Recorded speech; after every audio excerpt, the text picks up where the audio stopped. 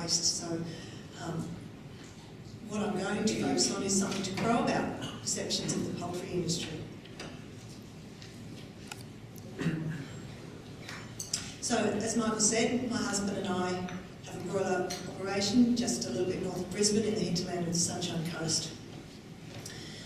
I'd like to thank two important men in my life firstly, Jim Gelsch for seeing some potential in me, and my husband Wayne for seeing some potential approximately 28 years ago now. And of course these are my three greatest achievements, my three children, Dimity, Nick and Pip. I'd also like to acknowledge the generous support of the Sylvia and Charles Vertel Charitable Foundation. Charlie Vertel was a Brisbane accountant and stockbroker. When he died in 1993, he bequeathed $60 million, his entire legacy, to a charitable foundation. They've given away around $7 million a year since then, to the tune of $80 million. They're investing in community capacity building and in individual careers, and that's their interest in Nuffield scholarships. So, when I did apply for my Nuffield, I thought I would be looking at alternative bedding supplies for chicken sheds. And this is actually miscanthus that was growing in Canada. It does make a very good bedding material. But I pretty quickly realised logistics was going to be the limiting factor. And I also realised when I went home and told my excitable daughter Dimity, who'd just finished a marketing degree, that I was going to be studying sawdust. Oh my God, Mum, you can't study sawdust, that's not sexy. So that made me realise that marketing spin is important. It's put on anything, so no matter what you do have to sell it. Where would these poor Victoria's Secret models be without some poultry feathers? So I have to thank Evan Harris from Alltech in North Carolina, who began a poultry workshop with a slide very similar to this. And I think the message was that we have to be proud of what we do. What we do is valuable.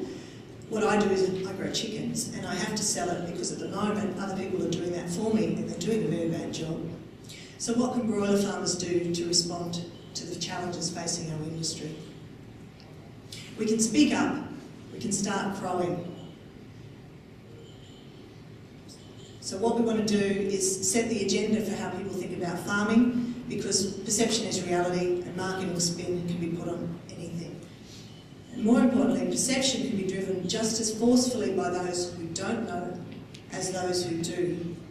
Now I apologise, the rooster is supposed to crow, and I do rely on my husband to do that. Thank you, Wayne. So here's our chicken, always associated over the years with doom and gloom, neurotic anxiety. I know a few farmers like this henny penny. I also know a few farmers like this, running around like the proverbial, wondering what to do next and how they're going to do it. But I know a lot of farmers like this, laying low so the foxes won't pounce. It feels safer and easier to conform to the well-worn groove of how we've always farmed. It's more difficult to stand out and be vulnerable, but this isn't how we should be farming. Other ag industries, I think, are starting to realise that, and it's our turn to wade in. We need to talk about what we do and be proud of how we do it. So Nuffield gives farmers a global outlook on agriculture. I certainly got that. When we went around the world speaking to farmers, there seemed to be a common theme that we were confident and positive in our ability to feed the world. But when we started talking about the pressures that farmers face, there were very also common themes of misperceptions, miscommunication, misinformation about how we do things. We need to tell our story. That seemed to be a common thread. So my hope by focusing on the topic of farmers speaking up is to change who's shaping our industry.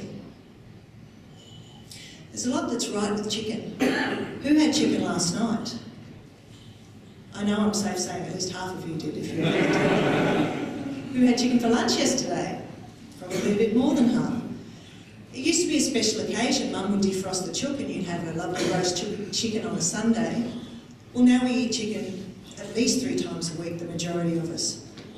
So we've really come ahead there, and that's because of some of the efficiencies in our system, not the least of which is the last piece of the jigsaw there, which is the caring and committed farmers. But the very strengths of our industry make it vulnerable to criticism because we've closed our system and we've left the consumer out. We're learning all the time about the most efficient way to grow a chook, but we haven't included consumers in the conversation. So consumers are romantically harking back to the good old days, but we don't expect doctors to practice medicine like they did in the 50s, so why am I expected to farm like I did in the 50s? Sorry, not me personally. So the strengths of the chicken industry do not gel with the perceptions that activists are pushing, consumers are imagining being fed by retail strategies, in the absence of real information from farmers. This is Stefan Tibke. He was running a fantastic poultry operation on 2 sites in Germany, but before he built his last shed, it was targeted by activists and burnt down 3 times before he placed the first chickens.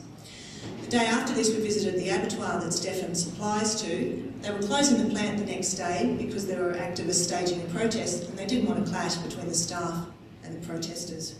Violent protests are common in Germany, so I guess the message is someone's always doing it tougher than you are. Now, I promise this is my last gratuitous slide of semi-clad women, but perceptions are held by 3 main groups. I won't talk about the environmental activists today, but the animal rights groups have ideologies that stem primarily from a vegan agenda. They don't want us to eat meat at all. So they're providing the commentary about how people think about food in an era where most people don't know a farmer. So we have to work to change that because they're engaged, they're highly organised, and they're passionate about their message.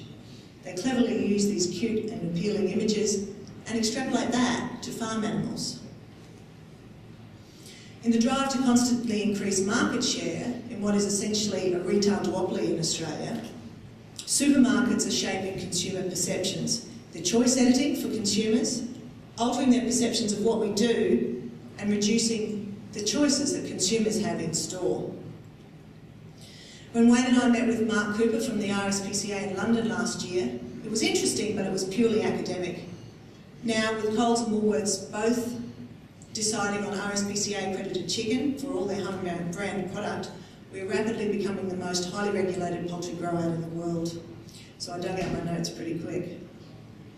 Overseas trends have often been the canary in the coal mine for us, but we didn't see this one coming.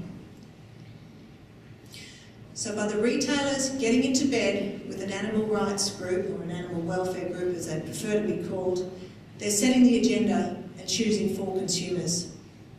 There is some evidence so far that people aren't buying what they say they want, because people want cheap chicken, but we're losing the battle for the perceptions of the consumer. For example, 4 out of 5 Australians still believe that there are hormones used in chicken meat. This is a recent ad that's still running from Red Rooster. There haven't been hormones in chicken meat for 50 years. And finally, I want to highlight how we feel. In an ageing population of farmers in a very small demographic, we tend to depict a life of struggle, not success. We tend to dismiss attempted engagement with, oh, you wouldn't understand. Well, they probably don't, because they don't know us. There's only 0.7% of Australians who are farmers. There's more people who work for Woolworths than there are farmers. And chicken farmers, at just 650 odd as contract growers, are 0.4% of 0.7%. So it's no wonder that nobody knows who we are. So, perceptions of how we farm have led to the pressures that we now face in our ability to farm and changes we're being required to make to our farming practices. We have extra layers of regulatory burden that just weren't there before. I believe this perception is reality, so if that's the case, we need to change the perception. That will make our reality more profitable and more personally satisfying. It isn't easy, I'm not saying it is, but it needs to be done. This is Claire Bragg. She's a 2013 UK scholar. Wayne and I visited her farm and learned about the brave new world of chicken farming. She opened a cooking school in February in the converted barn at the front of the property. They have 4 units that they lease out to independent businesses, a travel agency, a freight forwarding company, and they live just less than a K from the nearest village, yet they embrace that interface with the urban population. In the last shed that they built in 2012, they have a dedicated viewing area. Last year they had over 5,000 people through their farm on school visits and open farm Sunday. and people can see what the environment in the shed is like without compromising biosecurity. The open door policy is a powerful answer to activists who think we are doing something underhanded because they can't see what we're doing. What it illustrates when people see the sheds is that they have preconceived ideas of an uncomfortable environment. 96% of Australians still believe that meat chickens are grown in cages. There have never been meat chickens in cages. And I won't ask you to put your hand up on that question. So I think the moment my new topic gelled with me was at the CSC. David McInnes from the Canadian Agri-Food Policy said that we must enhance relationships all along the food chain. It should not be a horizontal chain, it should be a cyclical relationship with the consumers firmly in there, but also the farmers. So I think the important thing that as farmers we need to lead and we need to speak out. There are some other change strategies that I cover in my report, but I'm sure you'll all be on the website reading that any day now. The remarkable statistic is that we grow all the chicken that we consume in Australia. That's very important and we should be proud of that. And we need it to continue by having value in all sectors of the chain. I think that by developing a team brand that encompasses food safety, animal welfare, sustainability, responsible waste management, we can do that and we can provide an alternative perhaps to a third-party system like the RSPCA accreditation system. The good news is that people trust us.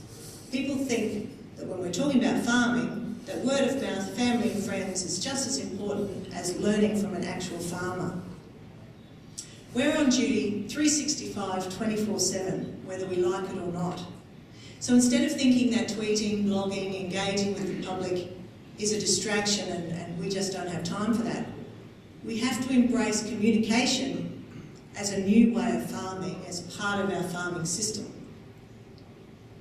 We also have to be in the social media space. So about half of the 18 to 34-year-olds surveyed in this Canadian study get their information about farming from online sources. These are the millennials and the yummy mummies. So this highlights the change in how we've got to communicate. This is Brent Royce. He's a turkey farmer from Ontario, Canada. As he sees it, there's 1 to 2% of farmers at one end of the spectrum, there's 2 to 10% of activists at the other end, but in the middle is 90% of the people who don't know what we do. We can change their opinions to our views just by telling our story. So he's done some media training with Farm and Food Care Canada, and that's given him the confidence to tell his story in messages that people can understand. He does a really good job on his Twitter account by highlighting how comfortable the birds are in the sheds when, frankly, it's cold and miserable outside. Our best assets are credible spokespeople who are farmers. First impressions count. When you meet somebody, you will probably be the first farmer that they've ever met, say in an airport, for example, or in the grocery line. Or you could be interacting with somebody online in the same way. You have to be proud. You have to be positive. You have to have a self-belief that what you do takes guts and it takes brains and it's not without risk. Don't rely on the science because people don't want to hear the science necessarily. What they want to know is you care. You care about your animals, your crops, your birds. Farming associations can help us, and in my opinion, poultry farmers in Australia have been slow to support their organisations and we need to strengthen them. Emily from Animals Ag Alliance in the United States monitors the ag detractors and they formulate strategies for farmers to get in front of what the next hot topic can be so they're not scared of it. What we saw in the Delmarva Poultry Association was a very strong association that involved allied industries, farmers and processors all in the one association. Because of that, they've been very successful in getting their message out in an area that has more broilers per square mile in the United States than any other area. They have suffered what amounted to witch hunts over their perceived pollution of the Chesapeake Bay. We also need to improve the appeal of our websites and our online presence for the millennials and, as I said, the yummy mummies. Our farming organisations and our pig bodies should take a more engaged stakeholder role, which firmly includes the farmers. Things like webinars, LinkedIn groups. This is not impossible along the lines of AgChat.oz or agchat.org, because this also helps with our self-perceptions. Blog, tweet, do a Nuffield. I guarantee you'll feel better about yourself and how you farm. And it'll make everybody else feel better about it too. The point is, it can't just be the employee of a farming association, it has to be us. I'm not saying it has to be me, I'm not the poster girl for the poultry industry, it has to be us as farmers. A strong, united voice for farming. A consistent, persistent message, both at a high level and at a community level, to have sway.